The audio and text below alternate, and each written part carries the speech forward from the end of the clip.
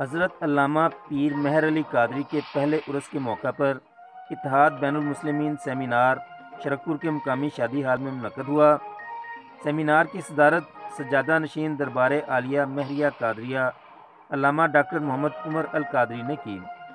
Seminar میں صاحبزادہ میاں جلیل Ahmad شرکپوری MPA، میاں نور محمد نصرت نوشاہی اور پروفیسر محمود الحسن بزمی سمیت تمام مکاتب فکر کے اکابرین، علماء کرام اور سیاسی رہنماؤں نے شرکت کی۔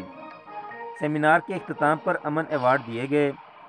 آج کی اس سیمینار کا مقصد یہ تھا کہ تمام مکاتب فکر کے علماء کو اکٹھا کیا جائے اور شرکپور شریف میں ایک ایسی ماحول، ایک ایسی فضا کو قائم کیا جائے جس کے اندر محبت ہو اور جس کے اندر دین کے حوالے سے پیغام امن، پیغام محبت عام کیا جائے ہر پلیٹ فارم پر۔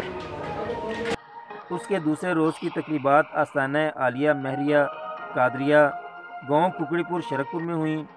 مزار اقدس کو غسل دیا گیا، چادر پوشی کی گئی۔ مدارس کے طلباء میں حسن قرت کا مقابلہ ہوا، بچوں کو انعامات اور اسناد دی گئیں۔ مزار اقدس پر محفل نعت کے بعد علماء کرام اور مشائخ اعظام نے عظمت قرآن اور سیرت النبی صلی اللہ علیہ وسلم پر روشنی ڈالی۔ اختتامی دعا سجادہ نشین دربار عالیہ علامہ ڈاکٹر محمد عمر القادری نے کی۔